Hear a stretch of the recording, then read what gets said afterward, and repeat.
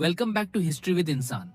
आज हम modern global stage पर एक ऐसी पर्सनालिटी को देखेंगे जो दुनिया के सबसे सीक्रेटिव, पावरफुल और अनप्रिडिक्टेबल फिगर्स में से एक है। ये उस आइसोलेटेड देश को कमांड करते हैं जहां की 2.5 करोड़ आबादी पर इनका एब्सोल्यूट रूल है और इनके पास एक बढ़ता हुआ न्यूक्लियर आर्सेनल है। ये किम डायनेस्टी की तीसरी जनरेशन है, पर कैसे एक यंग और अनजान बेटा नॉर्थ कोरिया का सुप्रीम लीडर बन गया।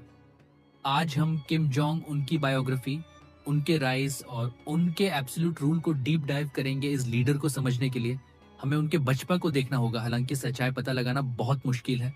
नॉर्थ कोरिया में लीडर की लाइफ को एक मिथ बना दिया जाता है। उनके एग्जैक्ट बर्थ ईयर पर भी हिस्टोरियंस डिबेट करते हैं, पर माना जाता है कि उनका जन्म 1920 और 1984 के बीच हुआ था। Kim Jong Un Kim Jong second के सबसे छोटे बेटे हैं। किसी ने एक्सपेक्ट नहीं किया था कि ये कभी पावर में आएंगे। बाकी नॉर्थ कोरियन सिटीजन से अलग किम जोंग उनकी एजुकेशन वेस्ट में हुई।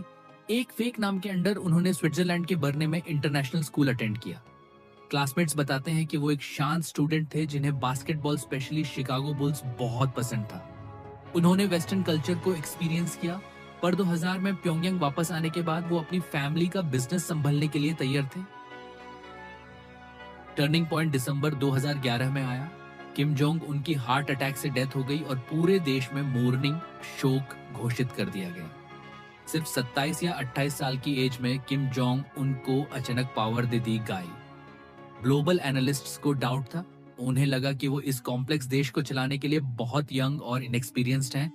एक्सपर्ट्स को लगा कि उनके अंकल जंग सोंग लाइक पीछे से पावर कंट्रोल करेंगे, पर वो गलत थे। किम जोंग उन ने जल्दी ही साबित कर दिया कि वो कोई पपेट नहीं है।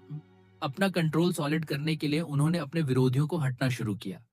2013 में सबको तब शॉक लगा जब उन्होंने ट्रेजन डेस्ट्रो के इल्जाम में अपने ही अंकल को एग्जीक्यूट करवा दिया। ये नॉर्थ कोरियन एलीट के लिए एक क्लियर मैसेज था।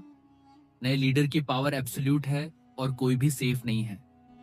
पावर सिक्योर करने के बाद किम जोंग उन ने अपनी पब्लिक इमेज बनानी शुरू की। उन्होंने जानबूझकर अपना स्टाइल अपने दादा किम इल सुंग जैसा बनाया, जो नॉर्थ कोरिया के फाउंडर थे। अपने हेयरकट से लेकर कपड़ों के स्टाइल तक उन्होंने कोशिश की लोग देश के शुरुआती सुनहरे दिनों को याद करें।